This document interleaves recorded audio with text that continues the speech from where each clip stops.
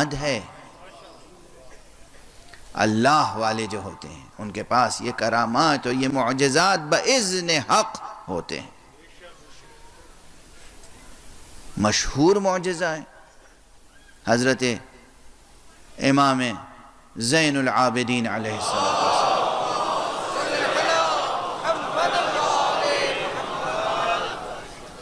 البتہ یہ معجزہ ایک سے زائد ائمہ کے ساتھ ہے کہ آپ حج میں ہیں اور ایک شخص کہتا ہے کہ فرزند رسول کس قدر حاجی ہیں،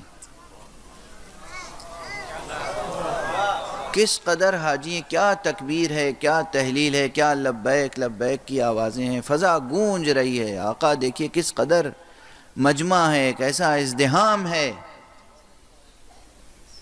امام نے فرمایا کہ تم ان کی حقیقتیں دیکھنا چاہتے ہو، ان کی حقیقت دیکھنا چاہتے ہو۔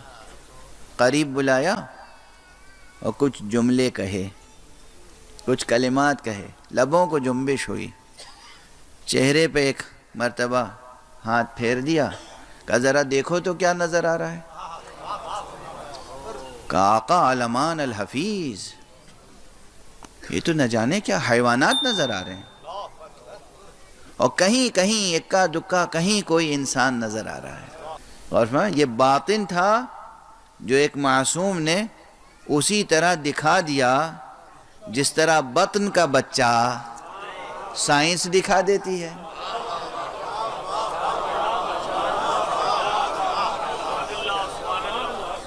غور فرما رہے ہیں؟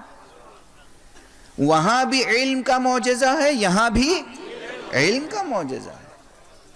آج سے 200 برس پہلے کے جو لوگ اس دنیا سے چلے گئے، وہ اگر اٹھ کے قبروں سے آ جائیں اور ان سے کوئی کہے کہ پیٹ کے بچے کو ہم دکھا سکتے ہیں، مان جائیں گے؟ وہ کبھی نہیں مانیں گے۔ کیسی باتیں کر رہے ہو، دیوانگی کی باتیں کر رہے ہو، بالکل دیوانے ہو، جہالت کی باتیں کر رہے ہو۔ آپ علم کی بات کریں گے وہ کہیں گے جہالت کی بات کر رہے ہو، آپ عقل کی بات کریں گے وہ کہیں گے بیوقوفی کی بات کر رہے ہو۔ یہ ممکن کیسے ہے کہ پیٹ کا بچہ نظر آ جائے ان آنکھوں سے؟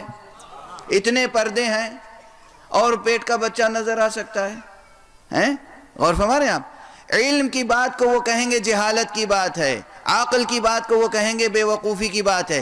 یہی حال ان ملحدین کا ہے جو دین کی باتوں کو جہالت کی بات سمجھتے ہیں۔ دین کی بنیادیں علم پر ہیں۔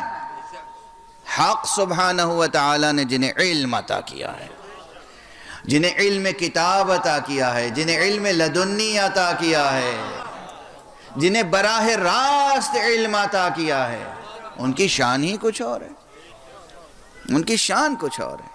حضرت ابو عبداللہ الحسین، آپ کی زندگی 57 برس کی زندگی کرامات و معجزات و فیوزات سے پر ہے۔ افسوس ہے کہ ان چیزوں کا بیان نہیں ہوتا۔ آپ